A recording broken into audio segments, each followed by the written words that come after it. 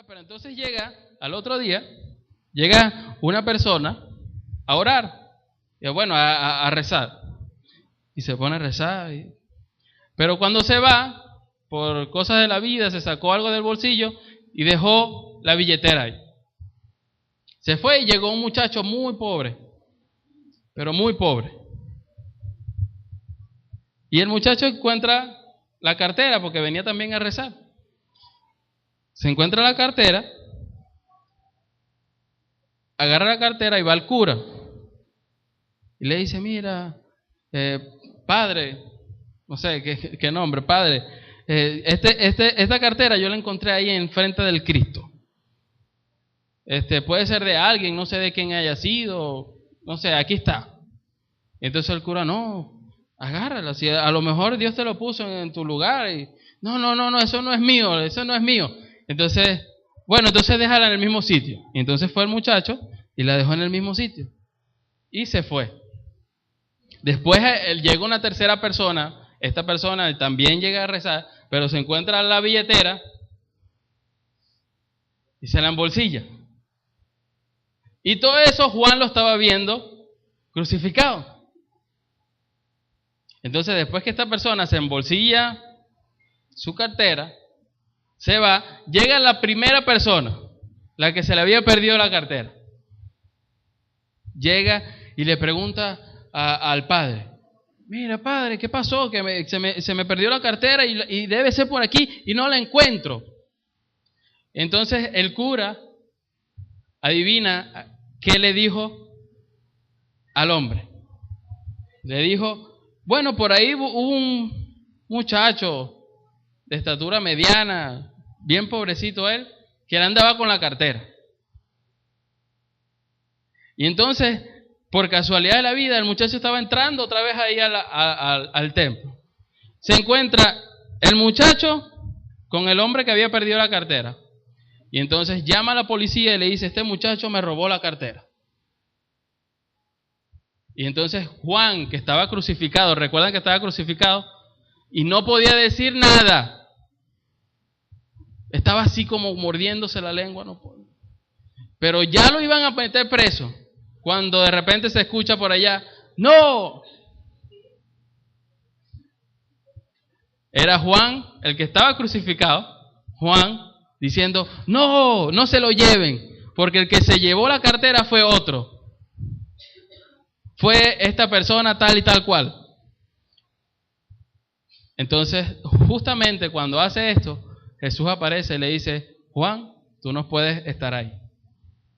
¿Sabe por qué? Porque la condición era que tú no dijeras nada. Entonces, ¿qué pasó?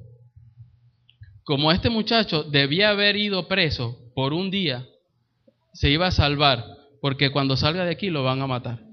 A veces la voluntad de Dios es así.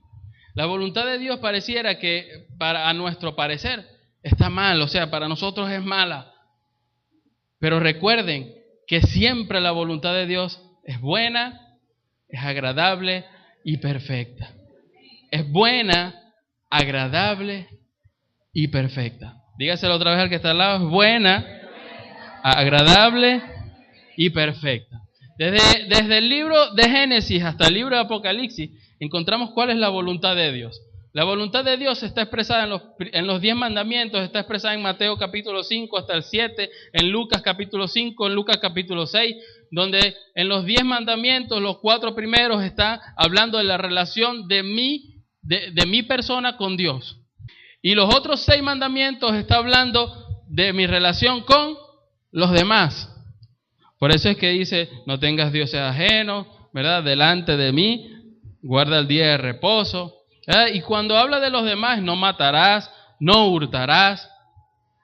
Entonces, la voluntad de Dios se refleja en la relación que tú tienes con Dios y en la relación que tienes con los demás. Hermanos, la voluntad de Dios se refleja en 1, la relación que tú tengas con quién. Y 2, la relación que tienes con. Por eso es que Jesús resume todo y dice, ¿verdad? Primero, ama a Dios con todo tu corazón, con toda tu mente, con toda tu fuerza. Y segundo mandamiento es, ama a tu prójimo como a ti mismo. Y hay un tercer mandamiento que después dice, bueno, un mandamiento nuevo os doy, que es ámense los unos a los otros. ¿Qué fue lo que perdió Adán y Eva? O lo más importante que perdieron Adán y Eva cuando salieron del Edén. Dios hablaba con ellos así, como hablar con Dorina, como yo hablar con Agnelli, como hablar con Augusta. Ah, sí, mira, Augusta, tú sabes cómo te fue, Dios hablaba así con ellos. Pero ¿qué pasa cuando los doctores en la ley pecan? Lo primero que hacen es perder la relación íntima que tenían con Dios. Y después comienzan a convertirse entre ellos una relación interpersonal inmensamente mala. Tanto así que después hay un episodio de Caín y Abel que hubo ahí. Asesinato. Ahí empiezan las relaciones malas con nuestro Padre y las relaciones malas con nuestro prójimo. Por eso es, hermanos, que usted tiene que recuperar todo, tiene que hacer todo lo posible para que recupere su relación con Dios y su relación con los demás. Recuerde ese, la voluntad de Dios es buena, agradable y perfecta, siempre y cuando tenga una relación bien con Dios y bien con los demás. Romanos, el apóstol Pablo dice que en cuanto dependa de nosotros estemos en paz con todos. Amados hermanos, dice eso. En cuanto dependa de nosotros estemos en paz con todos. La voluntad de Dios es impresionante cómo lo expresa en Éxodo. Cuando el pueblo de Israel iba saliendo de Egipto, ellos iban siendo guiados por dos cosas. La voluntad de Dios y la guía de Dios para los israelitas era en la mañana una nube y en la noche una columna de fuego.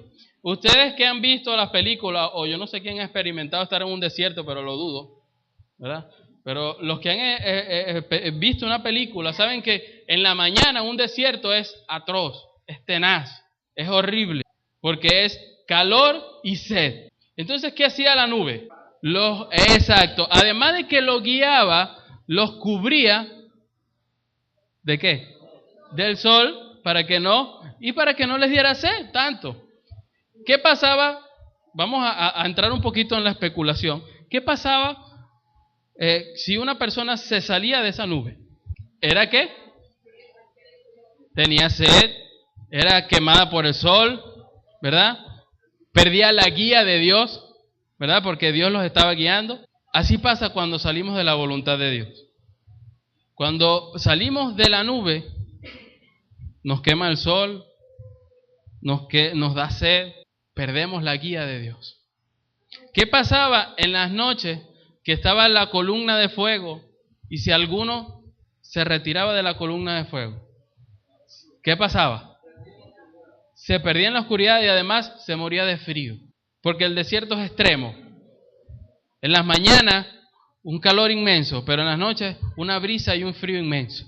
Entonces, hermanos, recuerde que la voluntad de Dios es buena, agradable y perfecta. No importa qué esté pasando, no importa que sienta que parece que estuviera en su vida que esté mal, pareciera que esté mal, pero para nosotros hemos determinado que eso está mal, pero para Dios, a los que aman a Él, todas las cosas ayudan a bien. Entonces, si usted sabe que la voluntad de Dios es buena, agradable y perfecta, entonces viva en la voluntad de Dios. No se vaya de esa nube, no se quite de esa columna de fuego, porque ¿sabe qué? Ahí entonces vamos a morir de frío o vamos a morir de calor.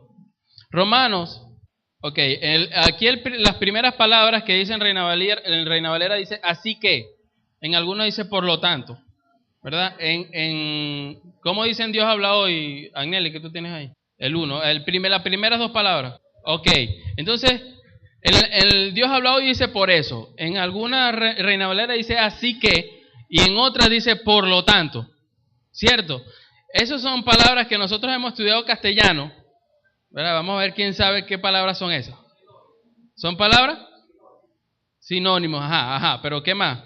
Hay como algo, si está diciendo así que, o por lo tanto, ¿qué está haciendo? ¿Qué Pablo está haciendo? Más o menos. Vamos a ver, yo quiero que se metan conmigo. Vamos muchachos, sí pueden, sí podemos. Sí, yo estoy hablando con Angiré. Angiré, mira, tú sabes que ayer la zona UP estuvo muy buena, Por lo tanto, afirmando, ahí va. La palabra por lo tanto, la palabra así que es, o la palabra por eso, es que dice ahí Agnelli, ¿no? Por eso, son palabras conectivas. ¿Qué es una palabra conectiva? La palabra conectiva es la que te trae, que vienes hablando de una cosa y vas a entrar a otra. ¿Ves? Entonces conecta lo que viene hablando Pablo, lo conecta con esto que va a hablar ahora. Entonces, así que, o por lo tanto, por eso, es lo mismo, pero en diferentes palabras, como decía José, un sinónimo. Entonces estamos conectando. Ahora lo interesante sería saber ya iba a decir una barbaridad. ¿Qué estaba hablando Pablo antes? Y usted se pone a leer en el capítulo 9, en el capítulo 10. Y Pablo está hablando de la salvación de las personas. ¿Cómo es la salvación del judío y del gentil? Debemos entender que la salvación para el judío es muy diferente para lo que nosotros tenemos concepción, en la concepción de nuestra mente, que era la salvación, ¿verdad? Porque para el judío, el único que se salvaban eran ellos. De hecho, para ellos todavía no ha venido el Mesías. Pero ese es otro cantar. Ese es harina de otro costal, ¿no es que dice?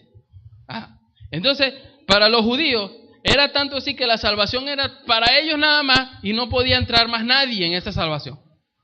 Entonces Pablo le está diciendo, miren, por tanto ustedes renegaron del Mesías, ustedes nunca creyeron en el Mesías, cónchale, se abrió el compás a todo aquel que cree en él, es salvo. Entonces Pablo viene hablando de eso, después que viene hablando de la salvación, él dice, así que, o dice, por lo tanto, y dice, hermanos, os ruego por las misericordias de Dios. Cuando dice os ruego, ¿a qué se refiere? Os ruego por las misericordias de Dios que presentéis vuestro cuerpo en sacrificio vivo, santo, agradable a Dios. Ok, déjelo hasta ahí.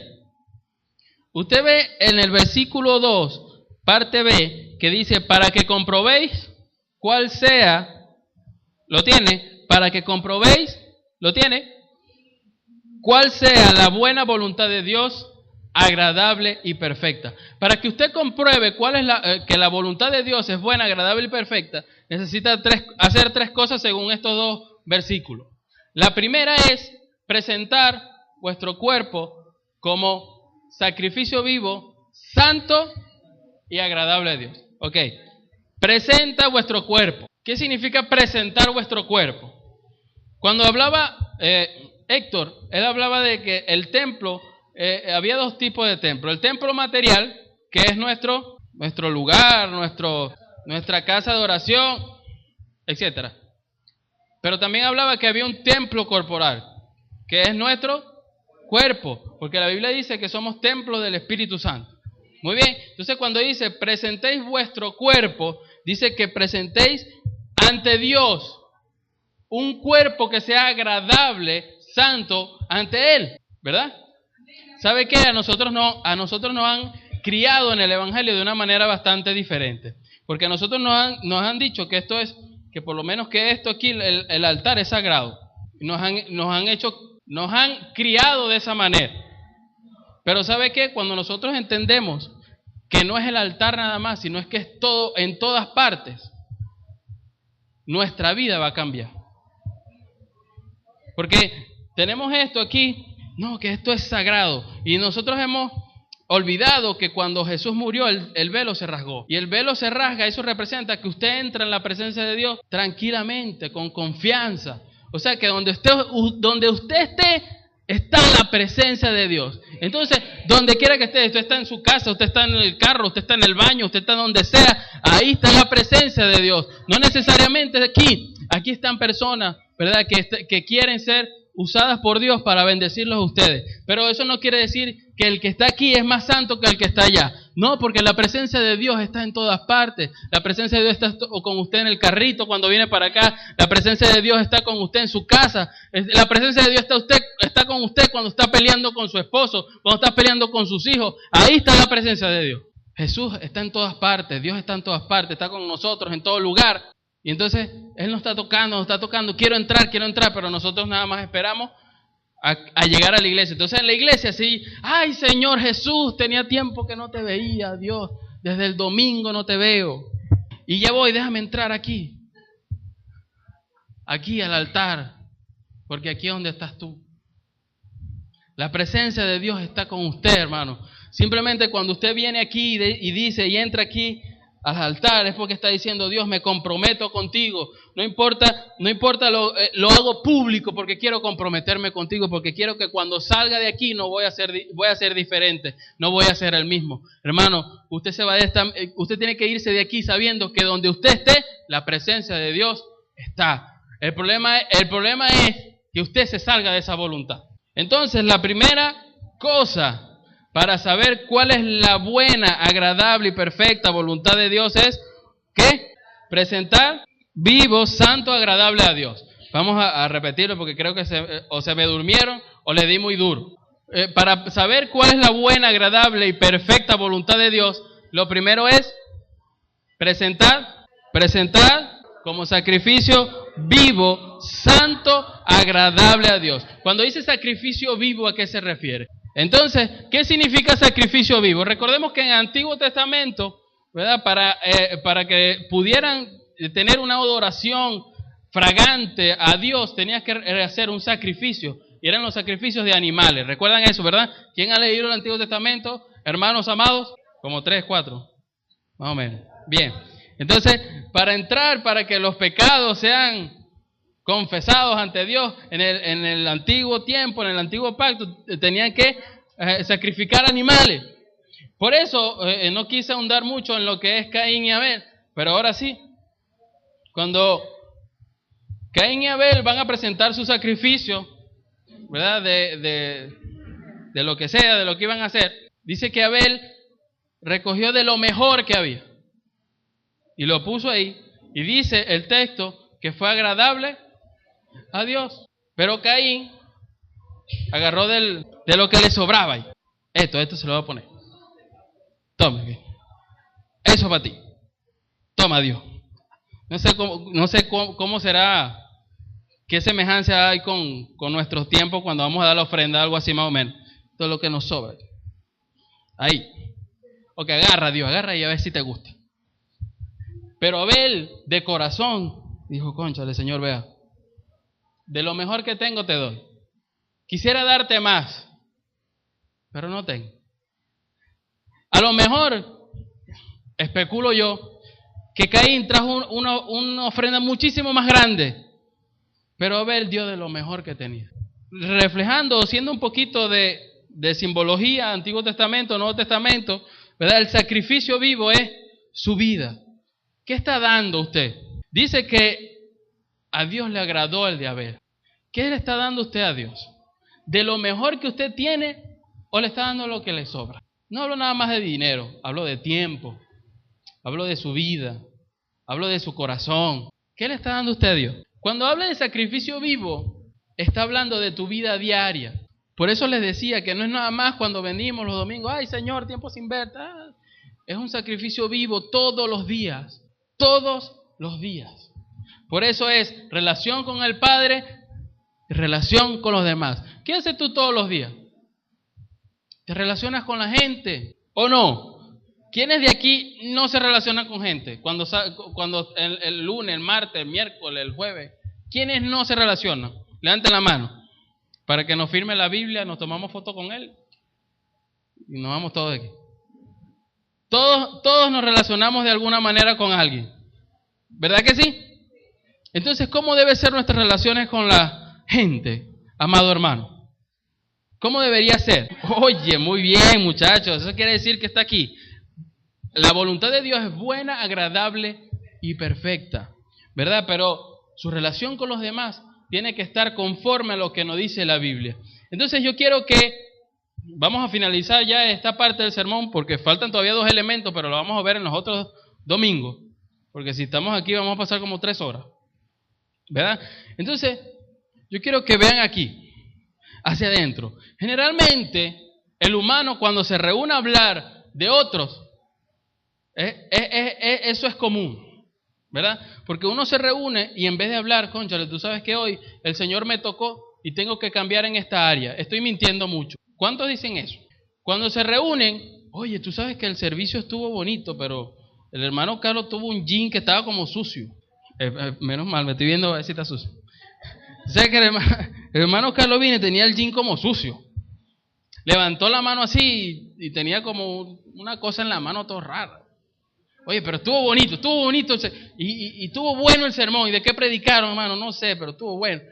Pero estuvo bueno, pero... Y el hermano de al lado, no, ese hermano olía más feo. O si no, mi hermano, no, aquel trajo una franela anaranjada, fosforescente, con las letras de McDonald's y no me dejaba concentrarme. Entonces, ¿de qué manera usted viene al servicio? ¿Usted viene a qué?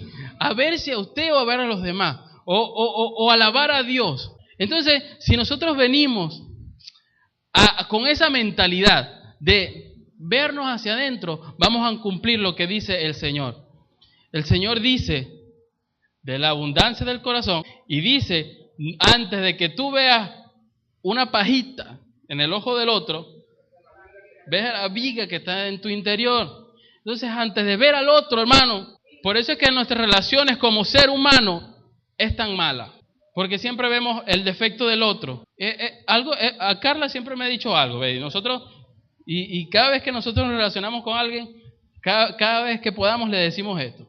Nosotros podemos hacer 1000 cosas buenas a la gente, 1000 o 1.000.000, pero le haces una cosa mala y la gente te condena. Usted puede hasta prestarle el avión si usted tiene un avión, pero hazle una cosa mala, la gente te condena. Y nos hemos olvidado del pasaje que dice Jesús, no juzguéis para que no seáis juzgados. Hermano, entonces, igual que el que miente, que el que fornica, que el que adultera, el que juzga, el que juzga a los demás, el que condena a los demás, es igual a estos pecados. Lo que pasa es que nosotros, lamentablemente, a nivel de humano, hay pecados que se ven más que otros. Lamentablemente es así, pero los pecados todos son iguales. Hay uno que es más fuerte que todos, porque dice, Jesús dice que hay uno que es imperdonable. ¿Cuál es? La blasfemia contra el Espíritu Santo. O sea que ni siquiera es los demás, es la blasfemia contra el Espíritu Santo. Entonces, hermanos, antes de cualquier cosa, usted tiene que meter en su corazón refinería. Ayer yo estaba hablando con Josué y le preguntaba, Josué, ¿qué es la refinería? Porque él estuvo en pasantías en la refinería. Entonces, la refinería lo que hace es destilar, es como filtrar. En nuestro corazón nosotros debemos tener esa refinería donde las cosas malas que van entrando a él, hacerlas como destilarlas, filtrarlas, ¿verdad? Porque dice en Mateo capítulo 5, dice, bienaventurado, ¿verdad? El de limpio corazón, porque ellos verán a Dios. Y a veces usted dirá, ¿pero qué es? ¿No es primero que vemos a Dios y después nos limpia el corazón? No, limpia el corazón de cuando puedas, como ser humano puedas, vas limpiando tu corazón, porque ellos verán a Dios. ¿Vieron que se iban a meter con vaca sagrada? ¿Cuántos dicen amén? Como dice Gigi Ávila, sonríe que Dios te ama, sonríe que Jesús te ama. Mateo capítulo 15, versículo 18. Búsqueme el lado izquierdo de este lado, aquí lo del medio. Mateo capítulo 15, versículo 18. Y lo de este lado, por favor, búsqueme Lucas capítulo 6, versículo 45. Este lado, Mateo capítulo 15, 18. Y este lado, Lucas 6, 45. Cuando lo tengan, díganme amén, por favor. Ok. Lucas 6, 45 por este lado. Y aquí le dije Mateo 15, 18. Muy bien. ¿Quiénes tienen Reina Valera de este lado? De este lado, de aquí para allá. Ok, los que tengan Reina Valera, a la cuenta de 3 van a leer. 1, 2, 3.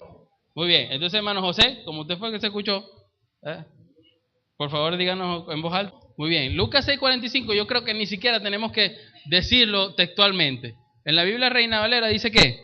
Muy bien. ¿El Reina Valera qué dice en Lucas 6, 45? Ese es el Reina Valera. Lucas 6, 45. Ajá, dilo duro, Javier. Muy bien. Entonces, ¿qué quiere decir, hermano? Yo quiero que me lo interprete usted, porque esto está facilito. Eso no hay que decirlo mucho. Del hombre bueno, del corazón, saca lo bueno. Eso no hay que decirlo mucho. Eso es facilito. Vamos a ver. Muy bien. Entonces, ¿qué pasa con aquellos que usted va por la vida y lo saluda y le dice, ¿cómo está mi hermano? O el que va por la vida juzgando a la gente. O el que va por la vida mintiendo. O el que va por la vida hablando de los demás. O el que va por la vida pecando. ¿Qué tiene en el corazón? Usted sabe que para el judío y para el hebreo el corazón era la mente. Diga, para el judío, dígalo, para el judío el corazón era la mente.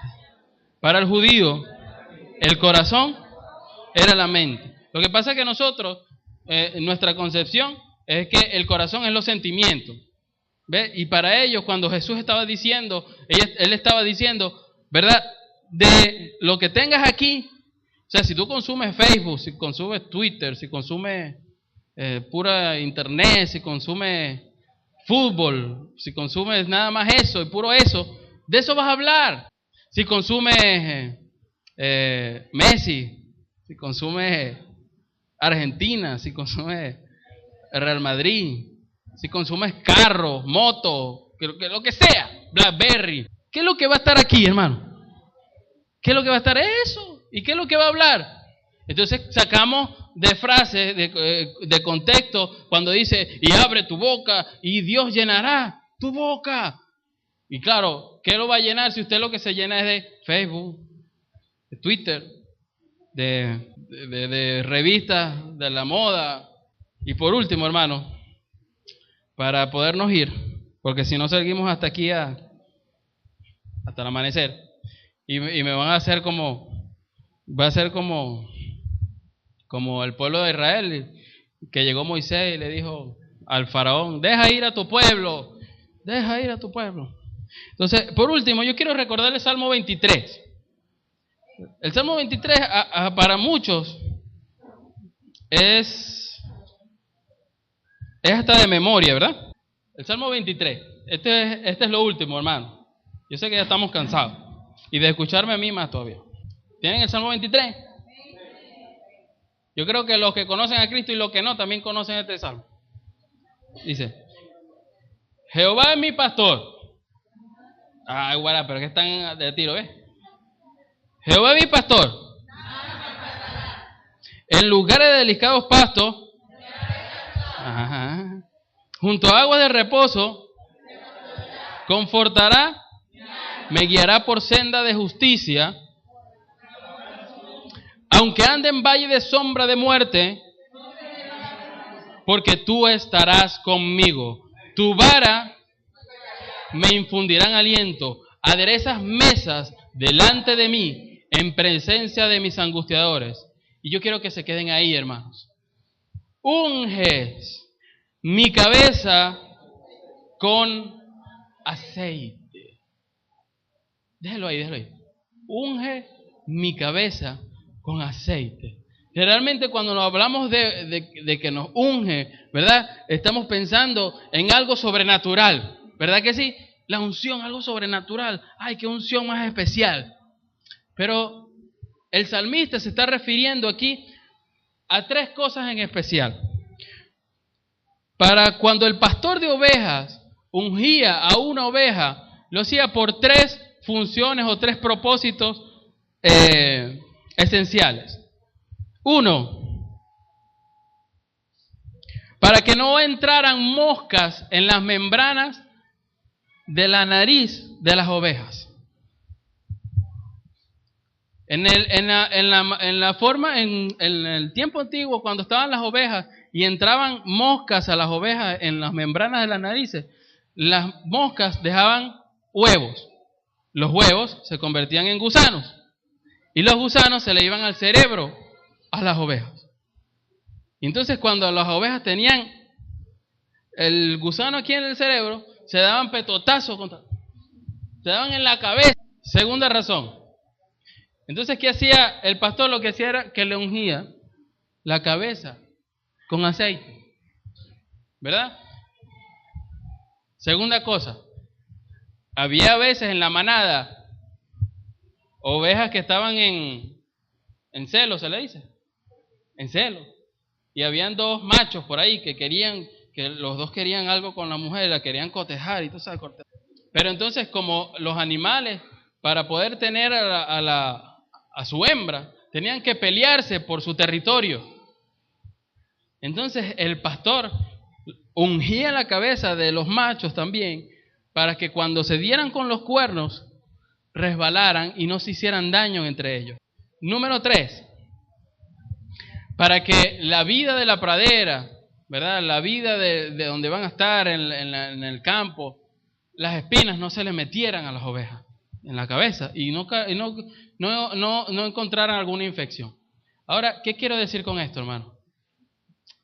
Si usted deja que Dios unja su cabeza con el nuevo vino que tiene Dios para usted, cuando usted comience a presentar su cuerpo como sacrificio vivo, santo, agradable a Dios, y le dice, Señor, unge mi cabeza, y verdad, y que en mi cabeza estén cosas buenas, agradables, que lo que hable esté bien para los demás, que hable no juzgando a los demás, no condenando a los demás, sino hablando de bien a los demás. Como dice bendición, bendición en la misma palabra dice bendición o bendecir, bien decir de los otros. Cuando hablo bien de los demás es porque en mi cabeza no se están convirtiendo moscas en huevos, huevos en gusanos, y no entran en mi mente. Porque cuando entran en mi mente, mi hermano, usted va a estar dando petotazos con los demás.